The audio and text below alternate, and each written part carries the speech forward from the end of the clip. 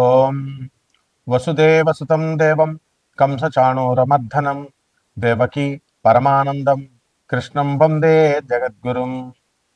ఓం శ్రీ రాధాకృష్ణాభ్యాం నమ. ఓం కృష్ణం వందే జగద్గురుం అర్జునం వందే జగదేకవీరం. మనకిప్పుడు 19వ తేదీ మార్చి నెల 2026 సంవత్సరం నుంచి పరాభవనామ సంవత్సరం వస్తుంది. ఉగాది పండుగ మనకందరికీ కూడా వస్తుంది.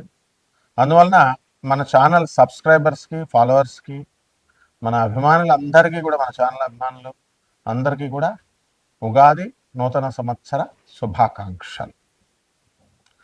లేకపోతే మనకి ఈ సంవత్సరంలో ఉండేటటువంటి మేఘాధిపతి అయినటువంటి వాడు చంద్రుడు. కాబట్టి బ్రహ్మాండంగా వర్షాలు కురుస్తాయి. కాబట్టి రైతులందరూ కూడా మంచి మంచి పంటలను సెలెక్ట్ చేసుకోవాలి. కమర్షియల్ ప్రాజెక్ట్స్ని వీళ్ళు ఏరుకోవాలి. ఎంతసేపు ఎప్పుడు వేసిన వరే వేసుకుంటూ కూర్చుంటే కమర్షియల్ క్రాప్స్ వేయమని చెప్పి అగ్రికల్చర్ సైంటిస్టులు, అగ్రికల్చరల్ యూనివర్సిటీలు, విద్యార్థులు చెప్తున్నారు. మరి అవి వేసుకుంటూ భూమి సారవంతంగా ఉండడం కోసం రైతులు వ్యూహాలు, ప్రణాళికలు మార్చాలి. చెరుకు, కందులు ఇవన్నీ పాత క్రాప్స్ అయినప్పటికీ కూడా ఎక్స్పోర్ట్స్, ఇంపోర్ట్స్ మీద దృష్టి పెట్టి మరి డ్రై ఫ్రూట్స్, మరి అలాగే ఈ చెర్రీ ఫ్రూట్స్ ఇలాంటివి ఏవైతే ఖర్జూరాలు ఏవైతే మరి విదేశాలకి ఎక్స్పోర్ట్ చేస్తే మంచి మనకి ఫలితాలు వస్తాయో అప్పట్లో మనకి పామాయిల్ బ్రహ్మాండంగా వేస్తాం. ఈ రకంగా ఈ సంవత్సరం మనకి మెట్ట పొలాలు కూడా బ్రహ్మాండంగా ఉంటాయి. ఆహార ధాన్యాలు, ధాన్యాధిపతి అయినటువంటి వాడు మనకి చక్కగా బుధుడయ్యాడు.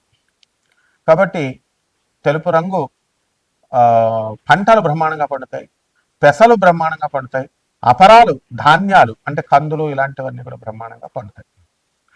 ఇకపోతే సస్యాధిపతి అయినటువంటి వాడు శుక్రుడు అయ్యాడు. కాబట్టి మనకి మెట్ట పంటలు బ్రహ్మాండంగా ఉంటాయి. కందులు, చెరుకు, తర్వాత బెండకాయలు, వంకాయలు ఇలాంటివి నీరు తక్కువగా అవసరమయ్యేటటువంటివి. కానీ మనకి ఈ సంవత్సరం బ్రహ్మాండమైనటువంటి వర్షాలు కురుస్తాయి. ఇకపోతే రాజు మనకి గురుడు అయి ఉన్నాడు. అందువలన మనకి శాంతి, ప్రతి కుటుంబంలో కూడా శాంతి ఉంటుంది, ప్రతి ఇంటిలో శాంతి ఉంటుంది, దేశంలో శాంతి ఉంటుంది. మరి మీరు అడగొచ్చు, ఇరాన్ వార్ జరుగుతుంది కండి ఇజ్రాయెల్తోనూ అమెరికాతోనూ అంటే అవన్నీ కూడా అయిపోతాయి. మీకు ఈ లోపల గ్యాస్ ధరలు బాగా పెరిగిపోతాయి, బంగారం ధరలు బాగా పెరిగిపోయినాయి అని చెప్పేసి మీరు అందరూ కొనుక్కోవడం జరిగింది. మరి అవన్నీ కూడా బంగారం ధరలు తగ్గుతాయి అని మనం చెప్పాం. సంవత్సరం వచ్చేసరికి లేదండి 5 లక్షల వరకు వెళ్ళిపోతాయని చెప్పేసి అందరినీ కూడా రెచ్చగొట్టారు. మరి గురుడు వక్రించి మళ్ళీ సవ్యదశలోకి వచ్చాడు. ఈ లోపల పరాభవనామ సంవత్సరం వచ్చింది. బంగారం ఒక 2 లక్షల కంటే కూడా వెళ్ళడానికి 2 సంవత్సరాలు పడుతుంది, 2027 వరకు కూడా. ఇకపోతే మంత్రి కుజుడై ఉన్నాడు. కాబట్టి ఎంతసేపు కూడా దూకుడు స్వభావంతో మంత్రి సలహాలు ఇస్తూ ఉంటాడు. అంటే మీ భార్య కూడా మనకి గొడవలు అంటే చిన్న గొడవని కొంచెం పెద్దగా చెప్పడం. ఇప్పుడు పక్కింటి వాళ్ళు రేడియో మీరు స్విచ్ ఆన్ చేశారు, మీరు రేడియో పెట్టుకున్నారు, వాడు గురుగురు గురుగురు అని ఉంటుంది. వాడు ఆ కాలంలో రేడియో ఇప్పుడు టీవీ అనుకున్నాం. ఆ సౌండ్ వచ్చినప్పటికీ మీకు వాడు గొణుకుతూ ఉంటాడు మీ మీద అసూయ, ఈర్ష్యలతో. పాపం మీరు డ్యూటీ చేసుకుని వచ్చేసరికి మీకు ఏమవుతుంది, ఇలా చేస్తున్నారని గొడవలు ఎప్పటి నుంచో జరుగుతున్నాయి. రెచ్చగొట్టేటట్లుగా చెప్తుంది మీ భార్య. దాంతో ఈయన గొడవకు పక్కగా వెళ్తాడు. వాడు రెడీగా సుత్తి పెట్టుకొని రోగాల పండ పెట్టుకుంటాడు. మీరు వెళ్ళగానే తల బద్దలు కొట్టేస్తాడు. కేసు జరుగుతుంది. చుట్టుపక్కల ఉన్నటువంటి వాళ్ళంతా కూడా మీ భర్త కొలీగ్స్, వీళ్ళందరూ కూడా మీ కొలీగ్స్ అందరూ కూడా సాక్ష్యాలు చెప్తారు. కానీ కోర్టులో ఆనరబుల్ జడ్జి ఏం చెప్తాడు, ఎందుకయ్యా మీకు ఉద్యోగాలు పోతాయి, అనవసరంగా అవుతుంది, పాపం జాలిపడి అంటే మీకు వచ్చినటువంటి మీ ఫ్రెండ్సే ద్రోహం చేసి మీకు ఉద్యోగం పోతుంది అతంది అని చెప్పేసి సాక్ష్యాలు తారుమారు చేస్తారు, కేసు నిర్వీర్యం చేస్తారు. మీరు 4 సంవత్సరాలు లాయర్లు మేపి గొడవలు పెట్టుకొని ఇవన్నీ కూడా బ్రెయిన్ ఉపయోగించకుండా చేసినటువంటి కారణాల వల్ల జరుగుతాయి. కాబట్టి ఇవి ప్రతి కుటుంబంలో కూడా ఈ సంవత్సరం పరాభవన సంవత్సరంలో జరుగుతుంది. పరాభవం అంటేనే అపజయం. ఈ సంవత్సరంలో అందరికీ కూడా ఎప్పుడు కూడా సూపర్ సక్సెస్లు వస్తాయని ఆశించొద్దు. వృత్తిలో వెన్నుపోటులు, అనైతికైనటువంటి కార్యక్రమాలు ఇవన్నీ కూడా జరిగిపోతాయి.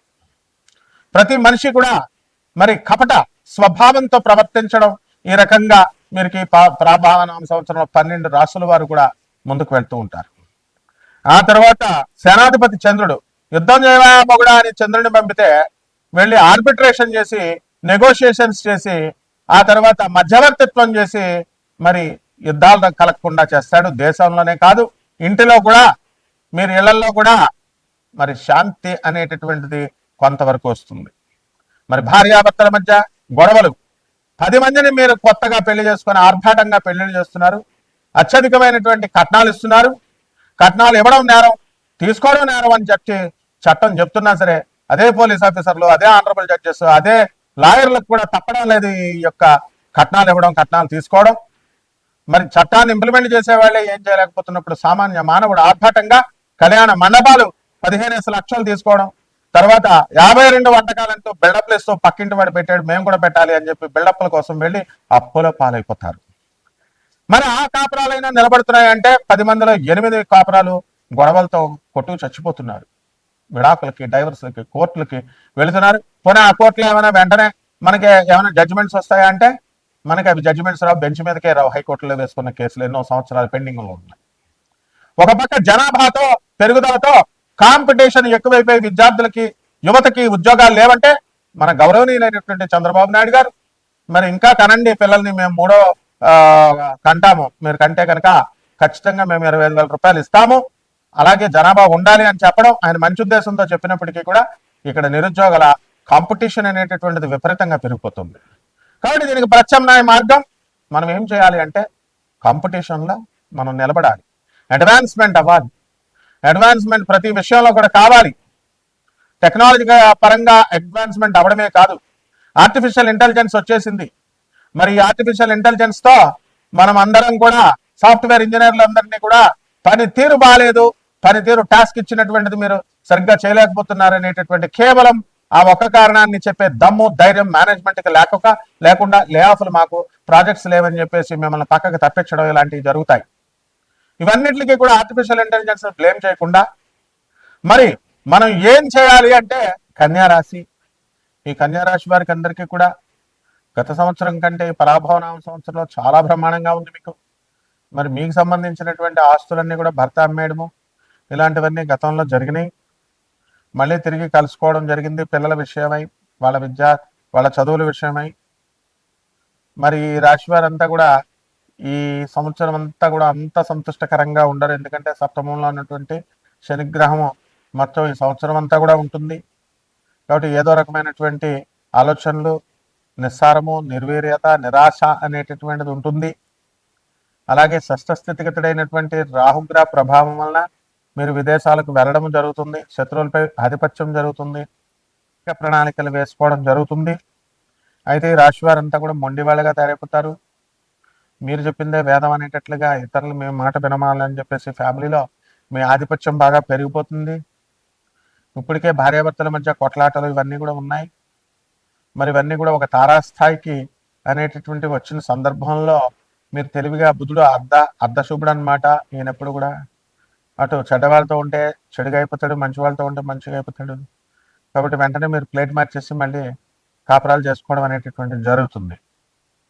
ఇక ఈ యొక్క రాశుల వారికి అందరికీ కూడా విద్యార్థులు, కన్యారాశి వారికి లాభంలో 2 జూన్ 2026 సంవత్సరం తర్వాత రావడం వల్ల విద్యలు బ్రహ్మాండంగా రాణిస్తారు.